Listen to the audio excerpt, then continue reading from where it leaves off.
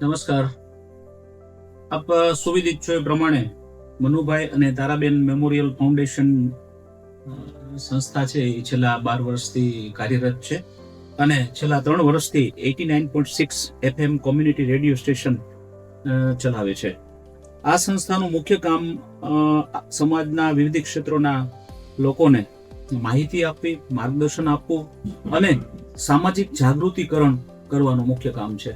મનોરંજન સાથે માહિતી આપવી અને વિવિધ ક્ષેત્રના લોકોને અવગત કરાવવા અને જાણકારી આપવી એવું સુંદર મજાનું કામ આ સંસ્થા કરી રહી છે. FM રેડિયોમાં રાજકોટમાં આપણી આ એકમાત્ર સંસ્થા એવી છે કે જે કોમ્યુનિટી રેડિયો સ્ટેશન ધરાવે છે અને આમની ટેગલાઇન પણ ખૂબ સુંદર છે, રાજકોટ બોલશે, દુનિયા સાંભળશે. આજે આપ જાણો છો એ પ્રમાણે આ સમય દરમિયાન એટલે કે તારીખ 29 જૂનથી તારીખ 5 જુલાઈ દરમિયાન આંતરરાષ્ટ્રીય ક્ષેત્રે સહકારી દિવસની ઉજવણી અને એ અંતર્ગત સહકાર સપ્તાહ ઉજવનાર છે.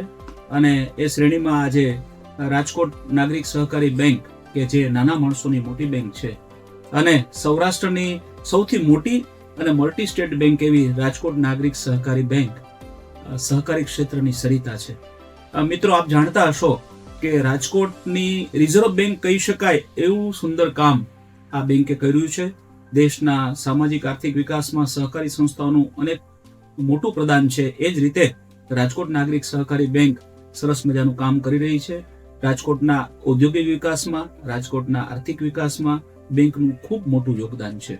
તો આવા સરસ મજાના ક્ષેત્રમાં એટલે કે સહકારી ક્ષેત્રમાં કામ કરતી રાજકોટ નાગરિક સહકારી બેંકનો પરિચય ટૂંકમાં હું આપવાનો પ્રયત્ન કરું અને એની સાથે સાથે આપણી સાથે આજે સ્ટુડિયોમાં બેંકના ચેરમેન શ્રી કે જેઓ ખૂબ અનુભવી છે અને આ ક્ષેત્રે દૂરંદ્રષ્ટા છે અને સરસ મજાનું એમના વડપણ હેઠળ બેંક સરસ પ્રગતિ કરી રહી છે. આવો આપણે એમને મળીએ. દિનેશભાઈ પાઠક સાહેબ, નમસ્કાર. નમસ્કાર. પાઠક સાહેબ, આપ ઘણા સમયથી બેંકનું આ સુકાની પદ એટલે કે ચેરમેન શ્રી તરીકે સેવા આપો છો, તો આપ બેંકની કામગીરી અને બેંકનો પરિચય ક્યારે બેંક સૌપ્રથમ શરૂ થઈ એ અમને જણાવશો? હિતેશભાઈ, સૌપ્રથમ તો હું આ FM રેડિયો 89.6 નો અંતઃકરણપૂર્વક આભાર માનું છું કે આ આંતરરાષ્ટ્રીય સહકારિતા સપ્તાહ દરમિયાન મને મારી બેંક વિશેની માહિતી અને સહકાર જગત માટેના વિચારો પૂરા પાડવાના તક મળી છે. એ બદલ હું ફરીથી આ 89.6 FM રેડિયોનો આભાર માનું છું. ધન્યવાદ. અને હિતેશભાઈ, આપનો પણ આભાર માનું છું. ખૂબ ખૂબ ધન્યવાદ સાહેબ. જે પ્રકારે આપે પૂછ્યું એ પ્રકારે આ બેંકની શરૂઆત 5મી ઓક્ટોબર 1953 વિજયાદશમીના પવિત્ર દિવસે રાજકોટમાં જ આપણે બધા રાજકોટના લોકો એનાથી એરિયાથી ખૂબ જ માહિતગાર છે કે જે જ્યુબેલી ચોક કહેવાય છે કે ત્યાં પટણી બિલ્ડિંગ છે.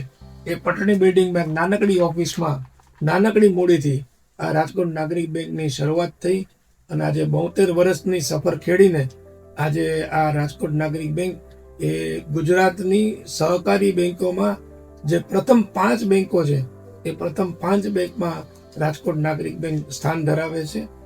એ અમારી માટે પણ એક ગૌરવની વાત છે અને રાજકોટ માટે તો ચોક્કસ ગૌરવની વાત હોવી જ જોઈએ. ખૂબ સારી વાત કરી. આપણે રાજકોટ નાગરિક સહકારી બેંક વિશે એવું કહેવાય છે સાહેબ કે એ નાના માણસોની મોટી બેંક છે. તો આપણે આપણી બેંક જે છે એ શરૂ કરવા માટેનો જે મુખ્ય હેતુ છે એ સમયે શું હતો? આપે જણાવ્યું કે 1953માં એટલે કે આજે લગભગ 73 જેટલા વર્ષ પૂર્ણ થયા. તો એ સમયે આ સ્થાપના કરવાનો શું ઉદ્દેશ્ય હશે એ જણાવશો? હિતેશભાઈ, જેમ આપે કહ્યું કે આ બેંકની જે એક ઘોષ વાક્ય જે છે જેને ટેગલાઇન કહેવાય કે નાના માણસોની મોટી બેંક, આ જ હેતુથી આ બેંકનો સ્થાપના થઈ અને આ જ હેતુને ધ્યાનમાં રાખીને બેંક આજે પણ એ જ પગદંડી ઉપર ચાલી રહી છે. ટૂંકમાં કેવું હશે તો જે નાના, નબળા અને મધ્યમ વર્ગના લોકો છે આવા લોકોનું આર્થિક રીતે સુખાકારી કેમ વધે, અને આપણે સમજીએ છીએ કે આર્થિક સુખાકારીમાં જ ક્યાંક ને ક્યાંક સંપૂર્ણ સુખાકારીનો પણ એક અંશ છે આર્થિક સુખાકારી. એટલે એમની સંપૂર્ણ સુખાકારીમાં કે રીતે આર્થિક માધ્યમથી બેંક છે એ નિમિત્ત બની શકે અને એને ખૂબ જ્યારે તાતી જરૂરિયાત હોય ત્યારે આવા લોકોને ખૂબ જ કોમ્પિટિટિવ વ્યાજ દરે ધિરાણ આપી શકાય અને એક પ્રકારે એને મદદરૂપ થાય બેઠા થવા માટે, આગળ વધવા માટે, પ્રગતિ કરવા માટે. એ હેતુથી જ આ બેંક આજે પણ ચાલી રહી છે. ખૂબ સરસ બેંકની વિકાસ કૂચ સતત મિત્રો ચાલી રહી છે અને વધારામાં વાત પણ કરી શકાય કે રાજકોટની આ બેંક જે છે એ સૌ પ્રથમ મલ્ટી સ્ટેટ બેંક બની છે અને આપણે એરિયા ઓફ ઓપરેશનની વાત કરીએ તો રાજકોટ ઉપરાંત મહારાષ્ટ્રમાં પણ આપણે સેવા આપી રહ્યા છીએ. હવે સર એક અમે આપણે જે બધી વાતચીત કરીએ છીએ દરમિયાન નાગરિક બેંક જે છે આપ સુવિદિત છો એ પ્રમાણે સહકારના કેટલાક સિદ્ધાંતો છે. એમાં એક સૌથી અગત્યનો સિદ્ધાંત છે સામાજિક ઉત્તરદાયિત્વનો. તો આ બેંક આપણી જે આ બેંક છે એ સામાજિક ઉત્તરદાયિત્વ ક્ષેત્રે એમનું શું પ્રદાન છે અને સભાસદોને કેવી રીતે ઉપયોગી થાય છે એ મિત્રોને જાણવાની ખૂબ ઉત્સુકતા છે. ખૂબ સરસ સવાલ છે હિતેશભાઈ. આમ બેન્કિંગ દ્રષ્ટિએ જોઈએ તો જે કંટ્રોલિંગ બોડી છે બેંકોની એટલે રિઝર્વ બેંક ઓફ ઇન્ડિયા એ વારંવાર એક સૂત્ર કહેતા હોય છે વણલખો કે bank is A bank is A bank. Yes. તો બેંકે બેન્કિંગ જ કરવાનું છે આ પ્રકારની એક ગાઈડલાઈન છે. પરંતુ એ ઉપરાંત પણ એ તો કરવાનું જ છે. એ ઉપરાંત પણ કંઈક કરવું જોઈએ. આ હેતુથી બેંક ઘણા જ એ પ્રકારના પોતાની સામાજિક જવાબદારી સમજીને પોતાના સભાસદો માટે અને કુલ મળીને સમાજના ઉત્કર્ષ માટે, શહેરના ઉત્કર્ષ માટે શું શું કરી શકાય એની માટે અનેક પગલાઓ બેંકે લીધા છે. દાખલા તરીકે ટૂંકમાં જ હું તમને કહીશ કે સભાસદો માટે, સભાસદોના સ્વાસ્થ્યની સુખાકારી માટે બેંક છે એ જે કંઈ પણ લેબ છે, ક્લિનિકલ લેબ્સ છે એની સાથે બેંકે ટાઈઅપ કરેલું છે, જેમાં બધા જ સભાસદોને રૂપિયા 1000ની મર્યાદામાં જે કંઈ પણ તપાસ કરવા માટે જાય, ક્લિનિકલ તપાસ કરવા માટે, લેબોરેટરી તપાસ કરવા માટે જાય એમાં મદદરૂપ થયા છીએ. આ ઉપરાંત દર વર્ષે સભાસદોને રૂપિયા 1 લાખના વીમા કવચની પણ ભેટ છે. એક અમે એની માટે સભાસદ વિભાગ બનાવેલો છે કે જેમાં આમ કંઈ તો એ સારું ન લાગે પરંતુ તેમ છતાં એ વિભાગમાં કામ કરનારા બધા જ કર્મચારીઓને એક કામ સોંપેલું છે કે તમારે રોજ છાપામાં અવસાન નોંધ વાંચવી અને અવસાન નોંધમાંથી જેટલા નામ નીકળે ડિસીઝના એમાંથી કોણ આપણા સભાસદ છે એ આપણા કોમ્પ્યુટરમાં એ શોધી કાઢવા અને એને સામેથી જવું અને આ 1 લાખ રૂપિયાનો ચેક છે એ વીમાનો આપવો. આ પાઠક સાહેબ જે આપણે વાત કરી આ કદાચ ગુજરાતમાં આપણી આ એકમાત્ર બેંક છે કે જે સભાસદ કેન્દ્રની સેવા સુવિધા ધરાવતું હોય જી અને એની અંદર આપણે જણાવ્યું કે કોઈ અવસાન પામે અને એ પેપરમાં વાંચી અને આવી સંવેદના વ્યક્ત કરીને આપણે એમના સુધી સહાય પહોંચાડીએ છીએ. ખરેખર આ યોજના ધન્યવાદને પાત્ર છે સર.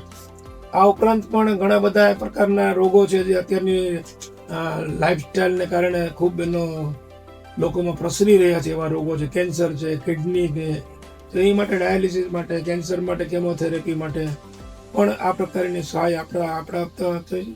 આ ઉપરાંત સામાજિક ઉત્તરદાયિત્વ માત્ર સભાસદો માટે નહીં તો ઇન જનરલ પબ્લિક માટે પણ દર વર્ષે અમે અત્યારે છેલ્લા 28 વર્ષથી આ કામ ચાલી રહ્યું છે કે બાળકો માટે ક્રિકેટ કોચિંગ કેમ્પ દર ઉનાળાના વેકેશનમાં કરતા હોય છે. બાળકોને સ્કોલરશીપ આપીએ છીએ, પુરસ્કાર આપીએ છીએ. આ ઉપરાંત જેને આપણે કહી શકીએ કે વીવીપી એન્જિનિયરિંગ કોલેજ, જે એન્જિનિયરિંગ કોલેજમાં ખૂબ મોટું નામ ધરાવે છે એન્જિનિયરિંગ કોલેજના ફિલ્ડમાં રાજકોટમાં, એમાં પણ આર્થિક સહયોગ કરી અને બેંકે પોતાનું સામાજિક ઉત્તરદાયિત્વ નિભાવેલું છે. ઉપરાંત બ્યુટિફિકેશન, રાજકોટના બ્યુટિફિકેશન કોર્પોરેશનની સાથે લઈને ખભે ખભા મિલાવીને રાજકોટ રેસકોર્સ 2 પાસે જે અટલ સરોવર હમણાં આકાર પામ્યું છે એ અટલ સરોવરમાં પણ આર્થિક યોગદાન આપી અને રાજકોટના શહેરીજનોને પણ એક ફરવાના સ્થળમાં ઉત્તમ રીતે આનંદ મેળવી શકે એ માટે પણ આપણે એમાં સહયોગ કરેલો છે. આપણે નાના મોટા તો ઘણા છે પ્રાચીન ગરબીઓમાં આપતા હોય છે આર્થિક સહયોગ. તમામ ક્ષેત્રોને આપણે આવરી અને આપણે આ પ્રદાન આપી રહ્યા છે. ખરેખર આ એક શ્રેષ્ઠ કામગીરી કરી રહી છે. સર, અત્યારે આપ સુવિદિત છો એ પ્રમાણે બજારમાં તીવ્ર હરીફાઈની પરિસ્થિતિ પ્રવર્તે છે. જી. સામે આપણી સાથે પ્રાઇવેટ બેંકો છે, આપણી સાથે સરકારી બેંકો છે. તો ઘણીવાર નાના માણસોને, નાનો જે ગ્રાહક છે ને, પ્રશ્ન થાય છે ઘણીવાર કે ભાઈ આ સરકારી બેંક અને સહકારી બેંક એમાં શું તફાવત છે, અને આપણી જે પદ્ધતિ જે છે એ કંઈક અલગ છે અને ફ્રેન્ડલી આપણે સર્વિસ આપી છે. તો આ બે વિશે જરાક તમે થોડીક માર્ગદર્શન આપો એવી વિનંતી છે. હિતેશભાઈ, સરકારી બેંક અને સહકારી બેંક આમાં એક તો ખૂબ મોટો તફાવત એવો છે કે સરકારી બેંક એટલે સ્વાભાવિક જ નામ ઉપરથી ધ્યાનમાં આવે આપણને કે એ સરકારની બેંક છે કે જેમાં સિંહ ફાળો સરકારનો છે એની મૂડીમાં. પરંતુ જ્યારે સહકારી બેંકની વાત આવે ત્યારે સહકારી બેંકોમાં જે સભાસદો છે એ બધા જ એના માલિક છે. મારી પાસે એક શેર છે કે મારી પાસે 50 શેર છે કે મારી પાસે 200 શેર છે, એની વેલ્યુની સાથે મારી માલિકીપણામાં કોઈ વધઘટ નથી થતી. એક શેર છે એને પણ એક વોટ આપવાની છૂટ છે, અને જેની પાસે 200 શેર છે એને પણ એક જ વોટ આપવાની છૂટ છે. એટલે આ પ્રકારે જે કંઈ પણ એસેટ ક્રિએશન થાય છે બેન્કિંગના માધ્યમથી, એ એસેટ ક્રિએશનના માલિક બધા જ સભાસદો છે. આ સરકારી અને સહકારીમાં ખૂબ મોટી ફેર છે બંને વચ્ચે. અને આ હરીફાઈ માટે સાહેબ આપણે જે ટૂલ્સ અપનાવ્યા છે કે ભાઈ કેવી રીતે how we will meet with the competition, તો એમાં આપણે કેવી રીતે આપણે સફળતાપૂર્વક આજે નાગરિક બેંક છે સાહેબ, એનું હું વર્તમાન પત્રોમાં દ્વારા પણ જાણું છું ને કે અભ્યાસુ તરીકે 12,000 કરોડ પ્લસની આપણો બિઝનેસ મિક્સ ધરાવતી આવડી મોટી બેંક છે સર. તો આ સફળતાનું સિક્રેટ એ શું હોઈ શકે? વાત તમારી બિલકુલ સાચી છે. રાજકોટ નાગરિક bank 12,000 crore plus business mix ધરાવતી બેંક અત્યારે થઈ ગઈ છે.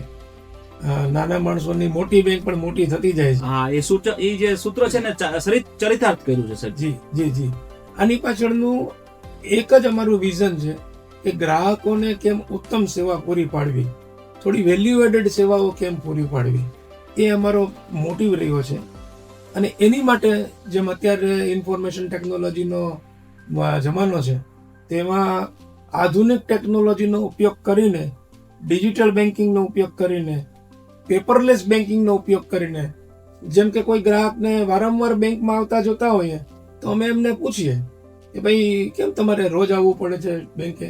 જી. તો કે સાહેબ મારે પૈસા ઉપાડવા છે, કે મારે આમ કરવું છે, મારે પૈસા જમા કરવા છે. તો અમે એમને સમજાવ્યું કે તમારે એની માટે બેંકે ધક્કો ખાવાની જરૂર નહીં. અમારી મોબાઈલ બેન્કિંગ એપ છે, તમે એમાંથી પૈસા ઉપાડી શકો છો, ટ્રાન્સફર કરી શકો છો, એટીએમ માંથી પૈસા ઉપાડી શકો છો, એટીએમ માં પૈસા જમા પણ કરી શકો છો. તો આ ટેકનોલોજીનો લાભ લ્યો. તમારે બેંકના શાખામાં પ્રત્યક્ષ આવવાની જરૂર નથી. આની પણ ચિંતા કરતા હોય છે. અમારા બ્રાન્ચ હેડને પણ સૂચના આપેલી છે કોઈ એક વ્યક્તિ વારંવાર આવતા હોય તો જરા તમે એને બોલાવીને પ્રેમથી એમને પૂછો કે શા માટે ધક્કા ખાવ છો. આ પ્રકારે પેપરલેસ બેન્કિંગ પણ કરવાનું. સાથે સાથે અમારો જે સ્ટાફ છે એને પણ અમે ટ્રેનિંગ આપતા હોય છે. ટ્રેનિંગમાં એને કહેતા હોય છે કે ભાઈ કયા પ્રકારે વિનમ્રતાથી કસ્ટમરની સાથે વ્યવહાર કરવો જોઈએ. તમને કોઈ વસ્તુની ખબર નથી તો આગળની તમારી હાયરાર્કીમાં કોઈને પૂછીને તમે ત્યાર પછી એને જવાબ આપો. સીધી ના ન પાડો કોઈ પણ કસ્ટમરને. તો આ પ્રકારના ટ્રેન્ડ સ્ટાફ અને દ્વારા અમે ઉત્તમ ગ્રાહક સેવા અને એનો માધ્યમ છે એ ટેકનોલોજી. ખૂબ સરસ. એટલે ટૂંકમાં જે આપણે બજારમાં જે સર્વાઈવલ ઓફ ધ ફિટેસ્ટની પરિસ્થિતિ પ્રવર્તે છે, સશક્ત હશે એ સેટ ટકશે. જી. તો આ પરિસ્થિતિમાં નાગરિક બેંક આપણું ગૌરવ છે સહકારી પ્રવૃત્તિનું. અને આટલી બધી કોમ્પિટિશનની વચ્ચે પ્રાઇવેટ બેંકો છે, સરકારી બેંકો છે, એનજીઓઝ જે છે, એનબીએફસીસ છે, એની સાથે સાથે આપણે સુંદર મજાનું તંદુરસ્ત હરીફાઈ કરીને સ્પર્ધાત્મક વ્યાજદર અપનાવીને આપણે સરસ કામ કરી રહ્યા છીએ. આપને ખૂબ ખૂબ સફળતા માટે ધન્યવાદ સર. એક જબરજસ્ત સફળતા પ્રાપ્ત કરતી અને જનવિશ્વાસની આરાધના કરતી સાહેબ આપણી બેંક છે એવું કહી શકાય. અને હવે સાહેબ આપ જાણો છો એ પ્રમાણે મહિલા સશક્તિકરણની અત્યારે સર્વત્ર બધી ચર્ચાઓ થઈ છે. માનનીય પ્રધાનમંત્રી શ્રી અને સમગ્ર દેશ આજે મહિલાઓને ખૂબ આગળ સ્થાન આપી રહી છે. ત્યારે નાગરિક બેંક આપણી જે છે સહકારી ક્ષેત્રે શું કરી રહી છે? બહેનોના સશક્તિકરણ માટે બેંકમાં એક એવી વ્યવસ્થા છે કે દરેક શાખામાં એક શાખા વિકાસ સમિતિ હોય છે. આ શાખા વિકાસ સમિતિમાં પણ અચૂકપણે બહેનોનો સમાવેશ કરીએ છીએ. બોર્ડ ઓફ ડિરેક્ટરમાં પણ બહેનોનો સમાવેશ કરીએ છીએ. તમે આવતા જતા બેંકનો યુનિફોર્મ છે એટલે ધ્યાનમાં આવી જાય તો રસ્તા પરથી બહેનો કર્મચારી તરીકે પણ બહેનોનો ખૂબ સારી એવી સંખ્યામાં લગભગ 35 થી 40% જેવા બહેનો છે કર્મચારી ગણમાં. તો બહેનોના સશક્તિકરણમાં પણ આ પ્રકારે બેંકનું, રાજકોટ નાગરિક બેંકનું યોગદાન રહેલું છે. ખૂબ સરસ સાહેબ. હવે આપણને જે પ્રશ્ન થાય કે ભાઈ આપણી જે બેંક છે એની કેટલીક આકર્ષક પ્રોડક્ટ્સ છે, કેટલીક ધિરાણ યોજનાઓ સુંદર છે. દાખલા તરીકે મને એવું થાય કે ભાઈ કાર લોન લોકોને અત્યારે ખૂબ લેવાનો યુવાનોમાં ક્રેઝ છે. મને બધા નવા કારો ખરીદવા માટે ઉત્સુકતા હોય છે. તો એમાં આપણી કાર લોન છે અને બીજી કેટલીક યોજનાઓ છે. દાખલા તરીકે આવાસ માટે પણ મને લાગે છે કે આપણું સારું કામ છે. તો એ વિશે થોડીક માહિતી આપો એવી વિનંતી છે. જ્યાં સુધી આવાસ યોજનાની વાત છે ત્યાં સુધી સરકારની પણ ઘણી બધી યોજનાઓ આવાસ અંગે હોય છે. દાખલા તરીકે મુખ્યમંત્રી આવાસ યોજના, પ્રધાનમંત્રી આવાસ યોજના. મને કહેતા ખરેખર આનંદ થાય છે કે અમે એલોટમેન્ટ લેટર જે મળતો હોય છે મકાન માલિકને, જી, એને અમે સરળ પ્રક્રિયાથી, બહુ ઓછા ડોક્યુમેન્ટેશનથી 90% સુધીનું ધિરાણ આપીએ છીએ.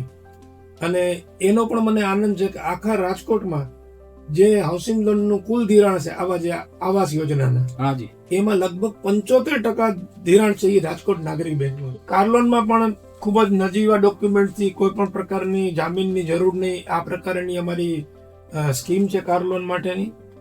એમાં પણ જે પ્રોફેશનલ્સ છે, દાખલા તરીકે ડોક્ટર છે, ચાર્ટર્ડ એકાઉન્ટન્ટ છે, કંપની સેક્રેટરી છે, સરકારી કર્મચારી છે, એમને કાર લોનમાં વિશેષ લાભ આપીએ છીએ.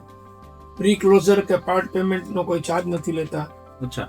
અને ઈવી કાર માટે અત્યારે જે પ્રકારે આપણે ઓલ્ટરનેટિવ એનર્જીની વાત કરીએ છીએ, ત્યારે ઈવી કાર માટે પણ અમારે ત્યાં વિશેષ ઓફર છે. બીજું, અમારી કોઈ પણ પ્રોડક્ટ હશે, રાજકોટ નાગરિક બેંકની એક આ વિશેષતા છે કે અમે આજ દિન સુધી ફિક્સ વ્યાજ દર ઉપર કામ કરીએ છીએ. બરાબર છે. એટલે આરબીઆઈ જ્યારે ક્વાર્ટરલી મીટિંગમાં રેપો રેટમાં કઈ ફેરફાર કરે તો વ્યાજ દરમાં પણ ઓટોમેટિક ફેરફાર બાકીની બેંકોમાં થઈ જતો હોય છે. રાઈટ. વધારે થાય તો વધી જાય વ્યાજ દર, ઓછો થાય તો વ્યાજ દર ઓછો થઈ જાય. બરાબર છે. પરંતુ અમે જેટલા ગાળાની સમય અવધિની લોન હોય, દાખલા તરીકે 7 વર્ષની હશે, 10 વર્ષની હશે, 15 વર્ષની હશે, અમે જ્યારે લોન સેન્કશન કરીએ છીએ ત્યારે એ વ્યાજ દર ઉપરમાં અમે બંધાઈ જાય છે. તમે વર્ષો સુધી તમારી પાસે 8% કે 8.5% કે 9%નું જ વ્યાજ દર, આપણે કોઈ હિડન ચાર્જીસ કે એવું કઈ નથી, કોઈ પ્રકારનું પારદર્શક છે. જી જી, બહુ સરસ. આપણે જાણીએ છીએ કે ભાઈ સોનું છે એ સંકટ સમયની સાંકળ છે. માણસને ગમે ત્યારે પૈસાની તાત્કાલિક જરૂર ઊભી થઈ શકે છે. આવા સંકટના સમયે માણસનું હોસ્પિટલનું કામકાજ હોય કે નાની મોટી કોઈ કટોકટી સર્જાઈ હોય, ત્યારે સોનું એક એવી વસ્તુ છે કે જેમાં સરળતાથી આપણે તરલતા પ્રાપ્ત કરી શકીએ છીએ. તો આવા સંજોગોમાં આપણી રાજકોટ નાગરિક સહકારી બેંકની ગોલ્ડ યોજના જે છે, ગોલ્ડ લોન યોજના, એ ખૂબ આકર્ષક છે સાહેબ. આપણે ત્યાં ઘણી બધી, લગભગ બધી બ્રાન્ચોમાં આ સેવા જોવા મળે છે. તો એમાં આપણી વિશેષતા છે, કારણ કે ઘણું બધું સારું ગોલ્ડ લોનનું ધિરાણ છે સર. તો એમાં આપ જરા પ્લીઝ અમને વિગતવાર માહિતી આપો એવી વિનંતી છે. જી હિતેશભાઈ, અત્યારે નાગરિક બેંકની દરેક શાખામાં લગભગ સોના ધિરાણનું કામ ચાલી રહ્યું છે ને એ પણ ખૂબ જ આકર્ષક વ્યાજ દરે ચાલી રહ્યું છે. અને મોટી વાત જે તમે કીધું કે આ સોનાની તરલતા છે, તો માણસને એમ થાય કે હું અહીંયા જાઉં ને મને તરત પૈસા મળવા જોઈએ. Yes sir. નાગરિક બેંકે એમાં ટાઈમલાઈન નક્કી કરેલી છે કે વધુમાં વધુ 30 થી 40 મિનિટમાં ગ્રાહક છે એ પૈસા લઈને ત્યાંથી ઉભો થવો છે. ખૂબ સરસ. આ સાહેબ એક આપણા સહકારી ક્ષેત્ર માટે ખરેખર એક ખૂબ જોરદાર સેવા ગણી શકાશે. અને ટ્રાન્સપેરન્સી પણ એવી છે, કોઈ છૂપો ચાર્જ નહીં, તરત જ ગ્રાહકને પૈસા મળી જાય. આ પ્રકારની આખી સ્કીમ છે અમારી સોના ધિરાણની.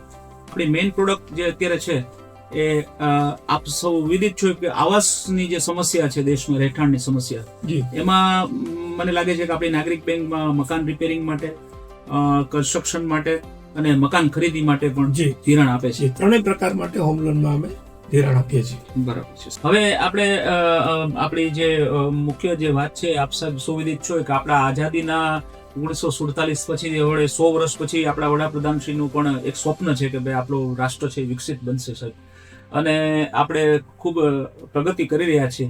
એ સંજોગોમાં સહકારી ક્ષેત્રમાં પણ પરિવર્તનો આવી રહ્યા છે, કાયદામાં સુધારા આવી રહ્યા છે, નવું સહકાર મંત્રાલય શરૂ થયું, નવી કોઓપરેટિવ પોલિસી આવી.